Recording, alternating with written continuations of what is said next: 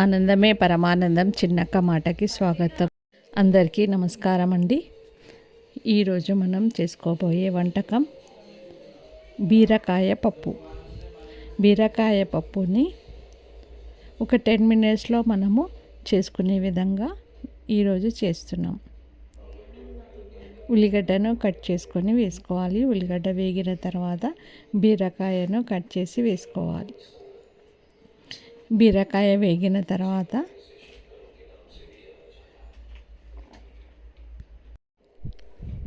బీరకాయను ఇలా మూత పెడుతూ కలుపుతూ ఇలా ఉడికించుకోవాలి. నూనెలో బాగా వేగాలి.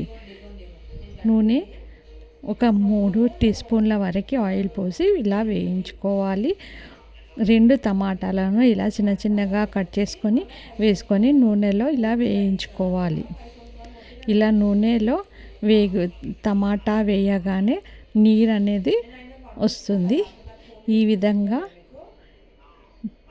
టమాటా బీరకాయ ఉల్లిగడ్డ వేసి ఈ విధంగా నూనెలో వేయించుకోవాలి.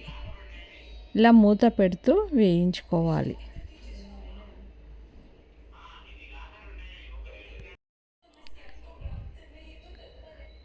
అల్లం వెల్లిగడ్డ పేస్టును 1 టీ స్పూన్, 2 టీ స్పూన్ల కారం వేసుకోవాలి.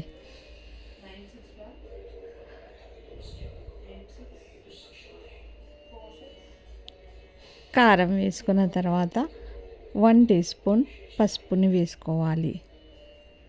సాల్టు మీ టేస్ట్కు తగ్గట్టు వేసుకోండి. నేను 2 టీ స్పూన్ల సాల్ట్ని వేసుకున్నాను. ఈ విధంగా పసుపు, కారము, అల్లం వెల్లిగడ్డ పేస్టు, సాల్ట్ వేసి ఇది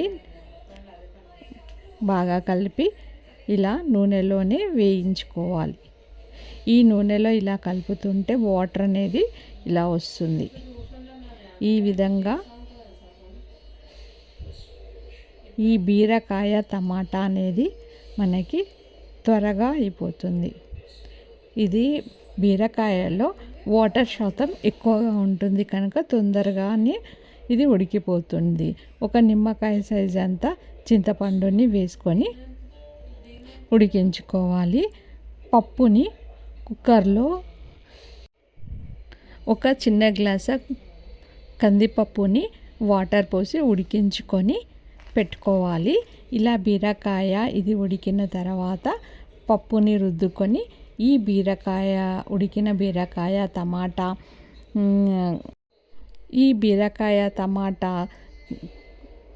కారము, ఉప్పు, పసుపు అన్నీ వేసిన ఈ కర్రీలో ఈ పప్పుని ఉడికించిన పప్పుని వేసుకోవాలి. ఈ విధంగా బీరకాయ పప్పు రెడీ అయిపోతుంది. తాలింపు పెట్టుకోవాలి. ఇది ఒక 5 మినిట్స్ ఇలా ఉడికించుకోవాలి. కరివేపాకు వేసుకోవాలి. ఒక రెమ్మ కరివేపాకును కూడా వేసుకోవాలి.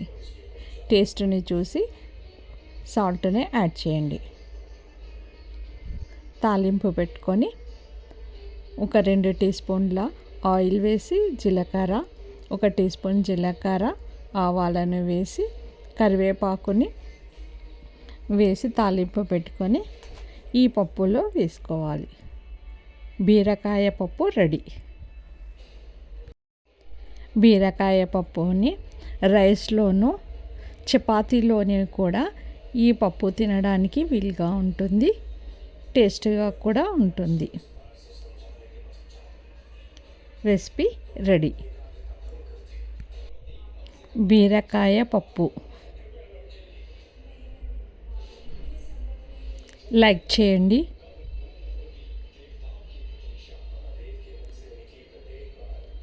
షేర్ చేయండి.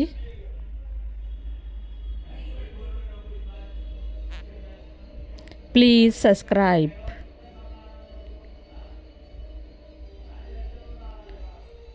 Thank you for watching.